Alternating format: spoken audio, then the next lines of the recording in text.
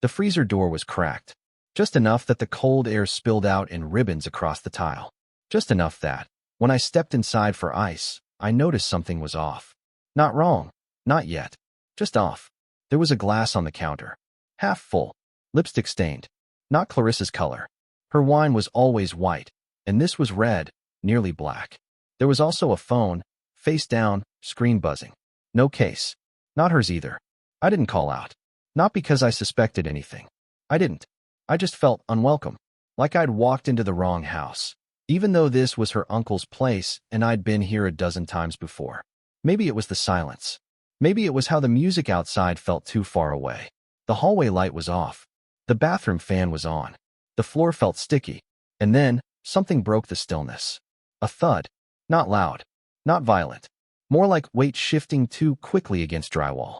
Then a voice. Soft. Male. Unfamiliar. Then hers. Too familiar. And quiet. Too quiet. I stood there with the freezer wide open, the frost biting into my fingers, and I didn't move. Because something inside me, some small, trembling instinct, whispered, "Don't go down that hallway. Don't look. Don't prove it." But I did. And what I saw, no one should ever have to see. The hallway was dim, but not dark enough to hide everything. Light from the bathroom spilled out in a soft, yellow haze across the floor, illuminating the edge of the hallway rug and a pair of feet, bare, pale, perfectly still. Hers. They weren't just standing. They were braced. Toes curled slightly on the tile, like she was anchoring herself. One heel lifted. Tensed. I stopped walking. It would have been easier to turn around. I wish I had. I could have walked outside, pretended I'd never heard anything, never seen that glass or the strange phone. I could have grabbed the bowl of ice, returned to the patio, made a joke, buried the rising panic somewhere behind my ribs. But that's not what I did. Instead, I took one more step. Quiet. Controlled. My breath caught in my throat, and I leaned forward just enough to see. And there it was. Not a movie scene. Not some exaggerated version of betrayal. No moody soundtrack. Just real, raw stillness. Her back arched slightly against the sink, her face buried in his neck, the bathroom mirror fogged up with heat that didn't belong in any summer afternoon. His hands were low on her waist. His shirt was unbuttoned. Her sundress was hitched up on one side like she didn't even care if someone walked in. She laughed again. That same soft laugh I'd heard earlier, and now it wasn't a mystery. It was confirmation. I didn't walk in. I didn't slam the door or shout or throw anything. I backed up slowly. One step, then another. I stared at the floor like it would offer some answer. But all it gave me was that line of light. Warm, golden, cruel, slicing across the rug and my shoes. Back in the kitchen, I stared at the fridge again. Still open. Ice fog curling from the bin like smoke from a gun. I shut it gently. Picked up the plastic bowl. My fingers felt foreign. Everything felt foreign. My name, my marriage, my memories. I couldn't remember what day it was. What year. What version of her I'd married. I walked outside. No one noticed. That's the worst part. Not a single person looked at me twice. Not her sister, not her mother, not Levi, who was still holding court about his fantasy football league like it meant something. I placed the bowl of ice on the table, nodded at the guy who asked me for tongs, and sat down like nothing had happened. And I watched the back door. I watched it for 13 full minutes before she walked out, hair smoothed, cheeks flushed, pretending like she'd been washing her hands or fixing her eyeliner. She kissed me on the cheek. I flinched. She didn't notice. Or maybe she did. And she just didn't care. I sat through the rest of that barbecue in complete silence. People kept talking around me like I wasn't even real. I laughed when I needed to. Clapped when someone gave a toast. But I wasn't there. I was still standing in that hallway, still hearing her voice whisper things that weren't meant for me. And somewhere deep inside, something started to crack. Not loud, but irreversible. It was strange how normal everything looked. That part still bothers me. Kids were chasing bubbles. Her cousin Anthony was pouring too much lighter fluid on the grill. People were laughing, eating, posing for photos they'd never print. And I was sitting there, my hands clenched between my knees, trying to hold myself together so tightly I thought my spine might snap from the pressure. She was 5 feet away, sitting on a lawn chair, scrolling through her phone, sipping a mimosa like nothing happened. No guilt, no shame. Occasionally glancing over with that soft look she used to give me during Christmas mornings or when we'd slow dance in the kitchen to songs we both forgot the names of. But now it felt like she was mocking me with that look. Like she wanted me to say something, to cause a scene. I didn't. I stayed still. I didn't say a word. Not when her lover, I didn't know his name yet, came out the same back door 10 minutes later, wearing a different shirt. Not when he grabbed a beer and nodded at me like we were old friends. Not when she reached over and placed her hand on my shoulder, gently, like I was some sweet puppy who didn't understand how the world worked. She kept her hand there. That's when I started to disassociate. It was like I left my body. I was watching the whole moment from the outside, like a ghost at his own funeral. I began to wonder, how long had this been going on? Was this the first time? The fifth? Was it even the first man? Was this something they joked about after I'd fallen asleep? Some private little game? I thought about the Thursday nights she stayed late, closing reports. About the times she made excuses not to be touched. Every innocent shrug off, every tired sigh, every subtle push of my hand away in the dark. It all suddenly became suspicious. Like I had been missing something obvious for years.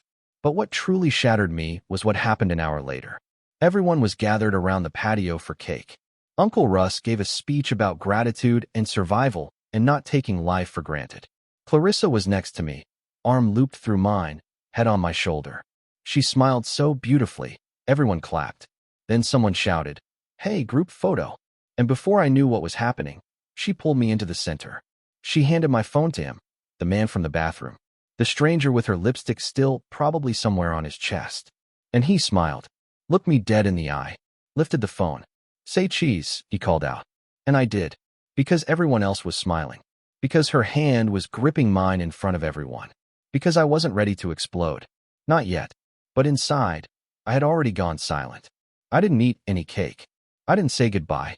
When the sun started setting and people began packing up, I told Clarissa I needed to take the trash bags around to the bins out front.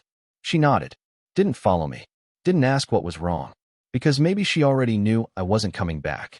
I walked to the car, got in, drove around the block, parked 2 streets over, and just sat there in the dark, hands shaking, headlights off, engine running. And I waited, because something inside me had changed, and I needed to see what she'd do once I was gone. I don't know how long I sat in the car. Maybe 40 minutes. Maybe 2 hours. Time got weird. I watched house lights flicker off one by one like stars disappearing in reverse.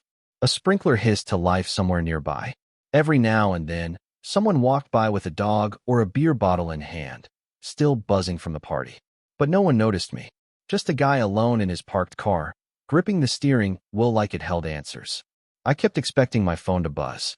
A call. A text. Anything. A "where'd you go?" A "come back." Even an emoji. Clarissa had always been the type to overcommunicate. If I was 5 minutes late from work, she'd already be checking traffic reports. If I didn't answer during lunch, she'd text me 3 times in a row. But now, silence. I checked the phone twice just to make sure it hadn't died. Nope. Full bars. Full battery. Just no message. But someone did call. And it wasn't her.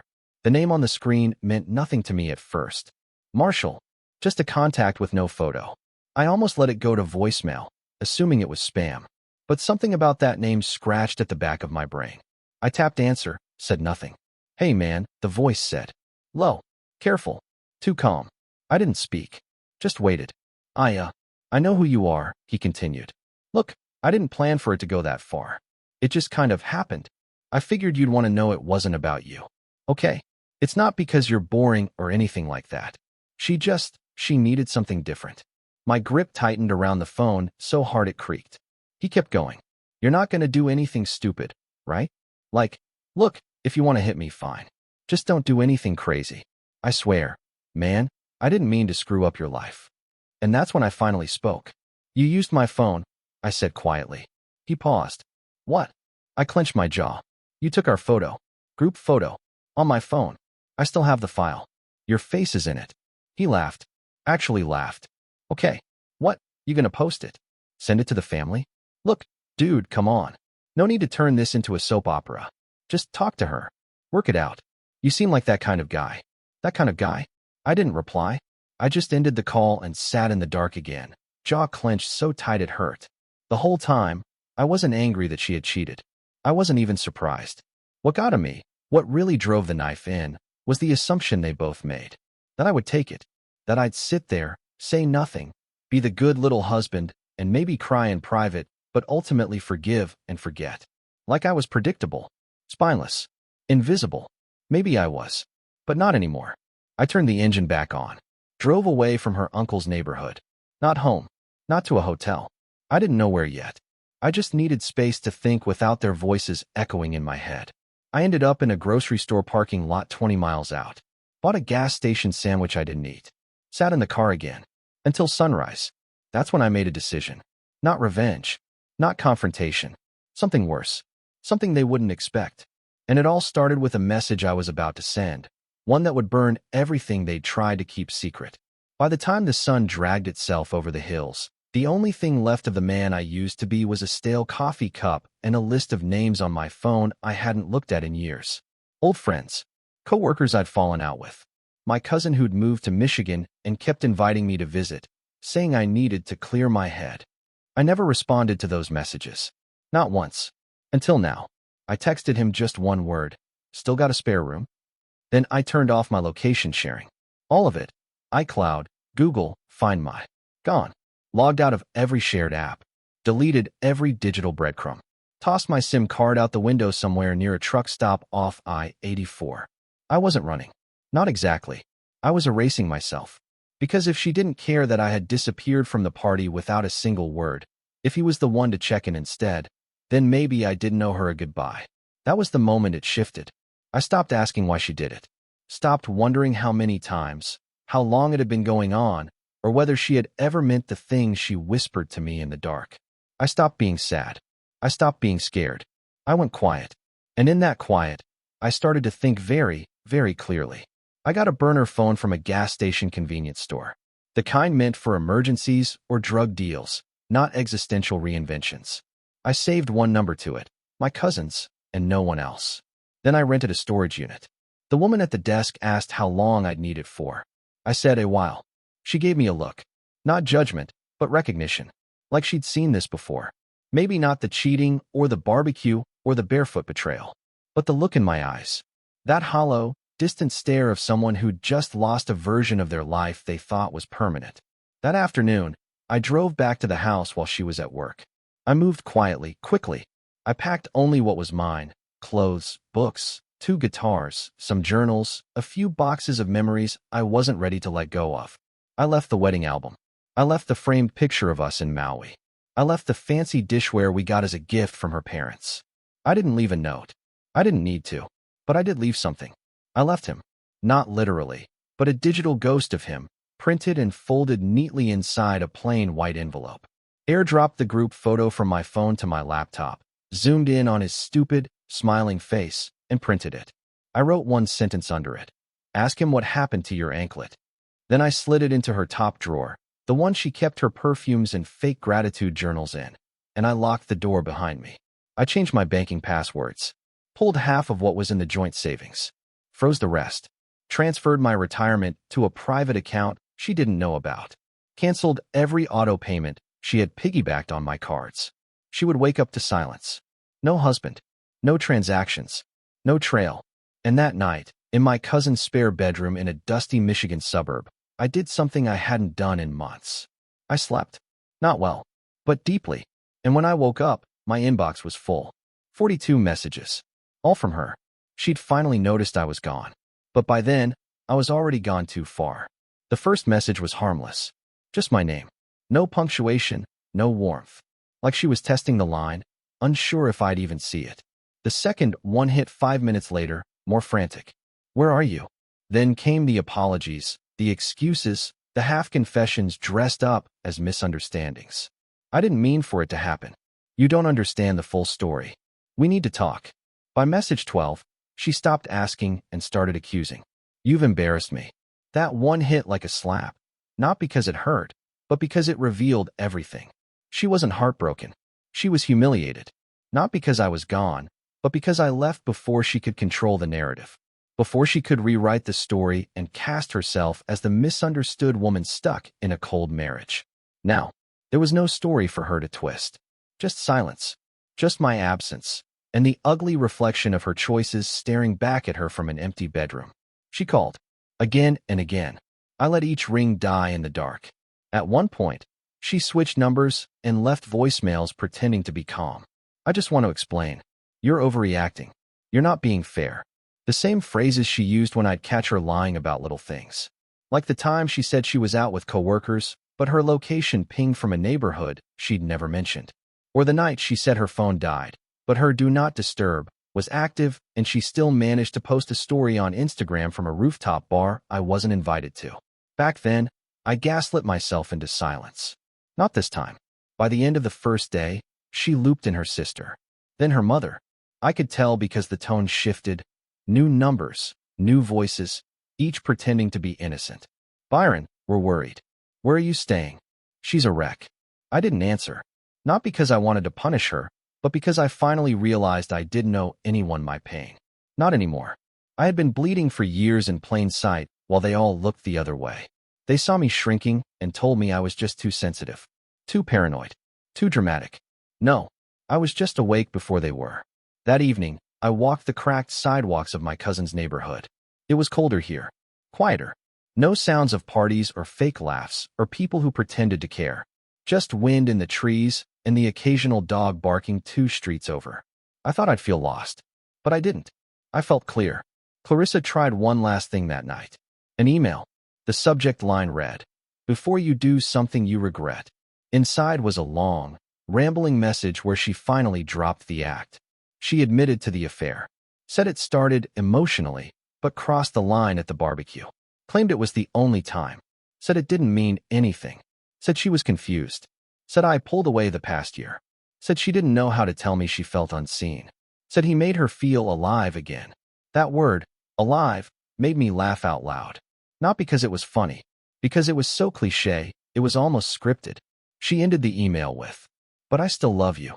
Please come home. We can move past this. Nobody has to know what happened." And that's when I knew. She never loved me. She loved the image, the stability, the convenience, the version of me who shut up and played the part. She didn't want a husband. She wanted a co-star. Too bad I walked off set. I didn't reply, but I did write something. 3 words. Not to her. To him. She chose you. I sent it. No context. No threats. Just the weight of those words, dropped like a stone into a pond. Let the ripples spread. The next morning, she stopped messaging. But someone else showed up instead. And he didn't knock. I didn't recognize the truck. That's what caught me first. The dull blue Chevy idling near the curb at 8:17 a.m. sharp. Far too early for any friendly drop-in. It sat there for a minute. Engine running.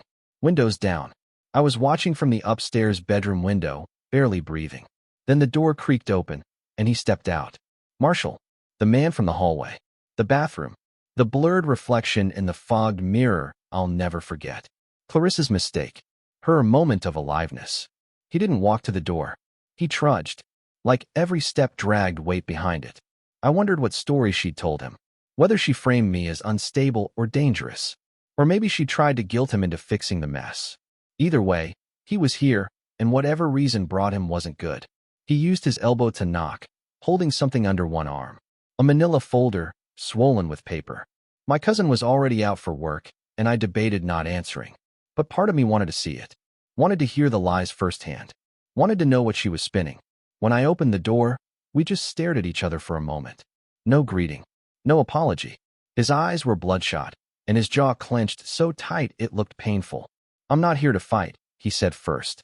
I need to talk." I stepped aside without a word. He sat at the edge of the couch, elbows on knees, folder between his palms like it might self-destruct. I stood across from him, not offering coffee, not easing the tension. He didn't deserve comfort. He sighed. "She didn't tell me you knew." "Not really. Not until yesterday." He paused.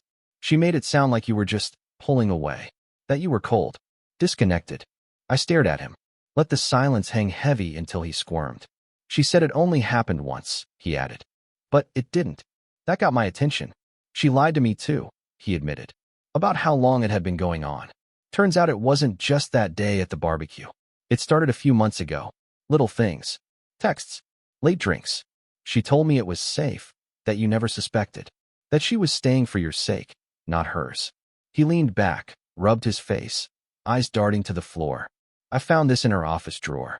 He held out the folder. You should see what she's been planning. I didn't take it right away. Just stared. Planning what? He swallowed hard. Divorce papers. Drafted. Not filed yet. But with signatures marked. Account numbers. A checklist of assets. Notes on how to approach it if you react emotionally. He used air quotes like the phrase made him sick. I took the folder. Inside was more than paperwork. There were printouts of my bank history. Password logs. A note titled Possible Leverage, with my therapy sessions listed under it. Things I'd told her in confidence years ago. Fears.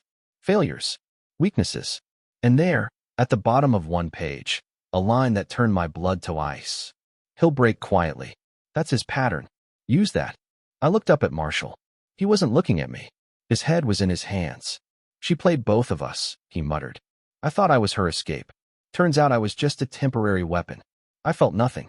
Not rage. Not sorrow. Just a quiet clarity. Like when you realize the house you grew up in has already been torn down, and you've been mourning the memory of a place that doesn't exist. He stood to leave. I'm not going back to her.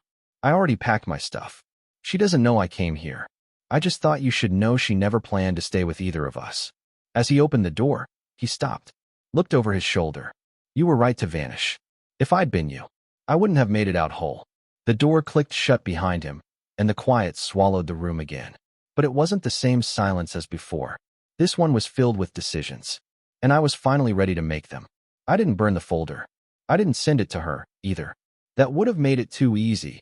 Given her the drama she secretly wanted, the chaos she could spin into a sympathy card. Clarissa thrived on chaos cloaked in elegance.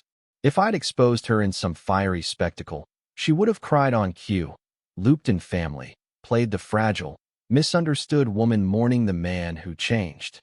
But I wasn't the one who changed. I just stopped pretending.